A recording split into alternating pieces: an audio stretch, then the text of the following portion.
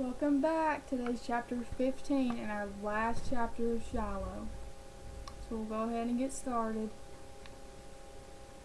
The closer I get to home, though, the bigger the grin on my face. And when I burst in the kitchen, I got a smile from ear to ear. Dad's having his coffee and Ma's in the living room listening to the Sunday morning service by Brother Jonas. She watches him every Sunday at 7, which tells me what time it is already. "Where you been?" says Dad, and I can tell Ma's paying attention too. "You up and gone, we got to worrying."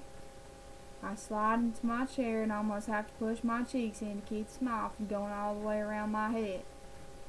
"Went to see Judge Travers," I say, still breathless, "and I'm buying his dog." Ma gets up and comes to the kitchen doorway. "What?" "Thought he wasn't selling," says Dad, looking at me hard. "He wasn't, but I talked him into it. He needs help around his place, and he says if I'll work hard for him for 20 hours at $2 an hour, that will pay the $40 he wants for Shiloh."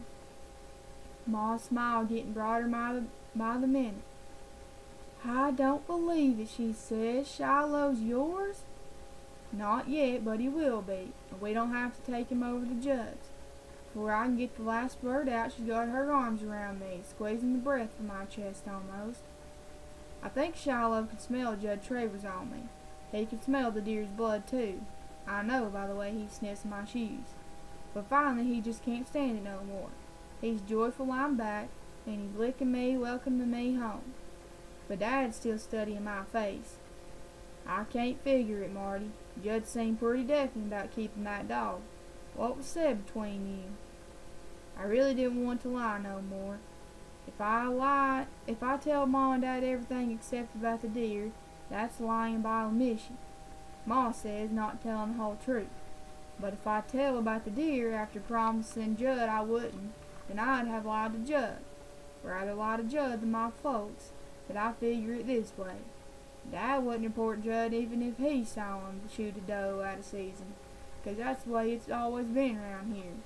That don't necessarily make it right, of course, but with him feeling that way, nothing's going to change if I do tell him about Judd and the deer, and because I promised not to, I don't.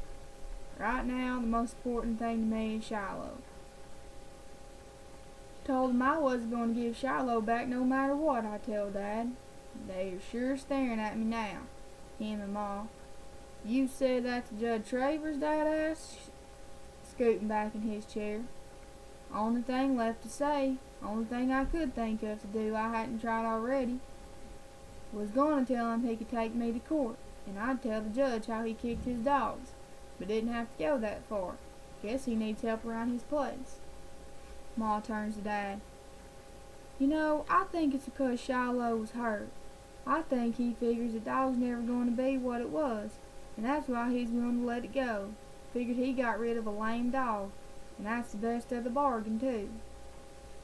"That's what I figure," I say, and at last Dad begins to smile. "So we got ourselves a new member of the family," he tells me, "and that's about the nicest thing I had heard said in this house in my life." Then Becky and Darlene wakes up, sad face, 'cause they think we got to take Shiloh over to Judge. I tell 'em the news, and Darlene, she starts dancing. Becky joins in, whirling herself around, and then Shiloh smiling his dog smile. Everybody whooping and carrying on. Ma turns off the TV and makes waffles, with the big pat of margarine in the center of each one, and hot homemade brown sugar syrup on the plates. She even makes a waffle for Shiloh. We're going to make that dog sick if we're not careful. Excuse me.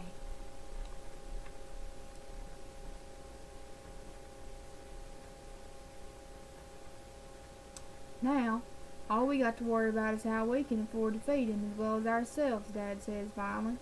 But there's food for the body and food for the spirit, and Shiloh sure enough feeds our spirit. We about pet Shiloh to death. Every time he turns around, someone's got a hand on him, somewheres. I take him out for his first gentle run since he got hurt, and once up on the hill, him running free, the good feeling inside me grows bigger and bigger, and I have to let it out. I launch out my shoulders and yell, "He Hee-haw! Shiloh jumps and looks at me. Hee-haw, I say again, out of joy and jubilation, the way they do in church. And suddenly, Shiloh joins in with the bark. A pitiful kind of bark, like he's got to be taught how. But it's a happy bark, and he's a-learning. Only bit of sadness left in me is for the deer. Wondering, too, about whose business it is when someone breaks the law. Wonder if Dad wouldn't never tell on Judd no matter what he done. But he would. There's got to be times that what one person does is everybody's business. Monday afternoon at 3 o'clock, I'm waiting on Judd's porch when he pulls up. All his dogs is chained out to the side of the house, and they get to barking like crazy. I don't try to get near 'em, 'cause a chained dog can be mean. I've already restacked Judd's woodpile, but he wants me to do it again. Put the big pieces here, the little ones there. He's looking mean and grumpy, like maybe he's disgusted with himself for letting me have that dog so easy. When I finish the woodpile, Judd hands me the hoe. You see that garden? I nod. You see that corn? I want the dirt chopped up so fine I can sift through it with my fingers, he tells me. Now I see what he's getting at. He's going to make it so there's no way I can please him.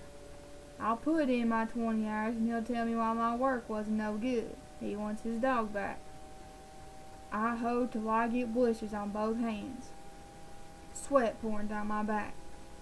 Wish I could do my work in the early morning before the sun's so fierce, but I don't complain. I take off my t-shirt finally, wrap it around my head to keep the sweat out of my eyes, and keep on. Shoulders so red I know they'll hurt worse than anything the next morning. And they do.